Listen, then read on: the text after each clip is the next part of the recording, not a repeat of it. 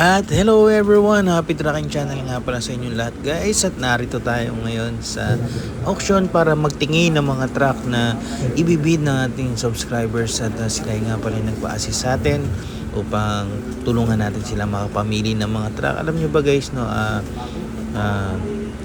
nag-inspect po kami ng Wednesday and then Thursday po kasi yung bidding dito sa Japan. At ayan, base sa mga nakikita nyo guys is mas maraming mga bidders sa online, no? At dito guys medyo mas maaga pa. Ayan, makikita mo guys, no, 1.3 million mga Euro 4, no? Tapos yung mga Euro 5 dito guys, kung alam nyo lang, no, napakababa lang din nilang binibigay.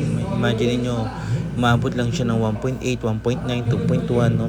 Sa mga wing van guys, alam nyo ba, umabot lang din siya ng mga, kasi sa wing van kasi ng mga elf, umabot ng 1 million, pero dito guys, napakababa lang na makukuha. At dito sa mga pinapanood nyo, dito sa nakikita nyo, no, sa screen nyo, yan yung mga ibang mga highlights, no?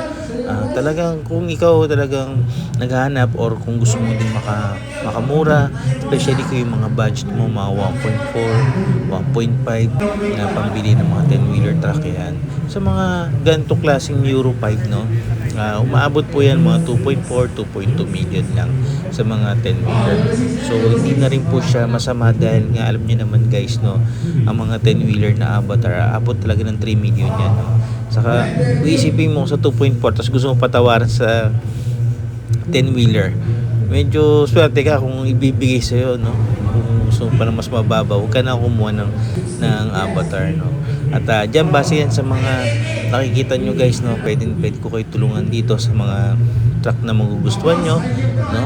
Kaya mag PM lang kayo sa mga tropa dyan, sa mga subscribers natin dyan sa iba-ibang dako ng Pilipinas guys, no? Huwag ko kayo matakot na sumali sa bidding, kaya ko kayo assist dyan, no? So ayan, kagaya nito, napakaganda na 12-wheeler guys, no? Alam nyo, napaka-solid nito, no?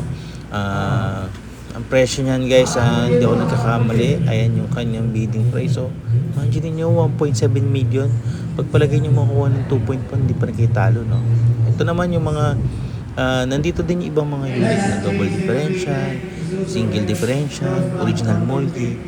Ayan, sa mga original na moldy ng mga puso, nakita ko dito guys, natapos sila ng mga 1.650 plus. Imagine mo, mura pa rin.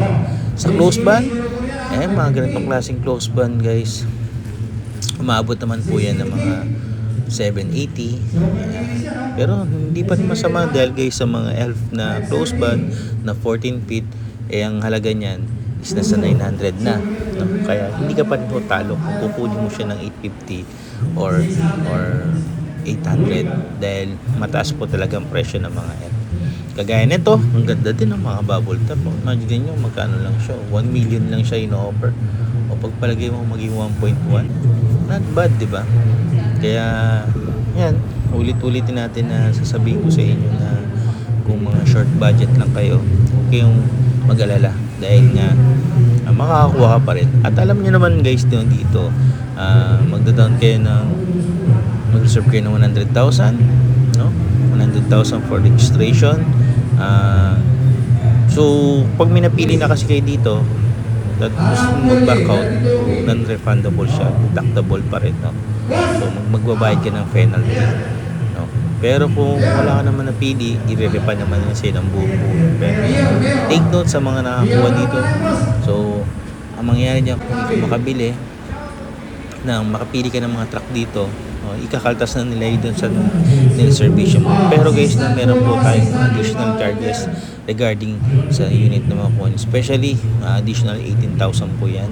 Sa 18,000 na yan, yun po yung makukuha nyo sa truck. Kunyari nanalo kayo sa bidding, may additional 18,000 for registration, brand new battery, no, sa unit na yan, no? Pero guys, tandaan nyo, no, kahit man assist yan, i-make sure pa rin yan na maganda nyo makukuha. Ito guys, alam nyo, galing pa po ng Ilocos yan nakakuha. Pinulog din nila yung araw na yan, double differential original model. Ito naman yung 6U 6UJ1, no? Guys, 6WF1 na CRDI siya. Alam nyo na. So ayan, so sana makatulong po sa ibang mga subscribers natin dyan. Sa mga katanungan dyan, no, basta guys, madali lang naman na magpunta dito.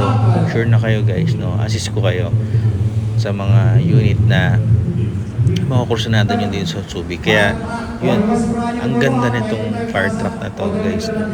Ang alam ko umabot lang siya ng 640, 700, pero hindi siya guys nakuha. So available pa po yan next week. Pwede tayo magkita-kita dito sa unit na to kung gusto nyo makuha itong unit na to, dahil halos brand new pa po ito, no?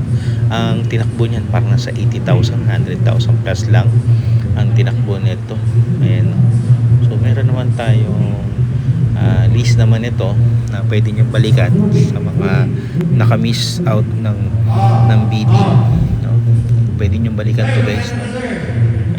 Ganda pa for HL1. Ito naman yung bumper light guys, no? Medyo maaga-aga pa kami. Ito pahuli na pala to. Yung bumper light magkano lang din yan, no? So 1.8, no? 1.8 million, 1.9. So mahal na mga bumper light, no? Ng mga truck. Pero kung sa bidding 1.8, not bad, dahil nga panalo pa rin kayo, no? Ito din good to mga hopefully sana guys sa susunod isa kayo sa i-assist natin, no, dito na mga makakuha kayo ng mga Japan service truck. Tandaan nyo guys, no, dito sa bidding na to upgradable na po, no? 2024 nyo na po makukuha ang unit nyo. Kaya yun po yung advantage, no, dito sa ibang mga auction, kasi meron kasi yung what you see is what you get, pati year model. Pero dito guys, talaga upgraded naman yung year model niyan, 2024. Kaya so may chance kayo, no, na makakuha talaga dito ng unit. PM lang kayo guys kung may mga katanungan pa kayo, kung gusto nyo sumali sa bidding dito. So ayun lang guys, happy tracking channel everyone. Thank you, bye bye, and God bless. 051 Isuzu China Prepad.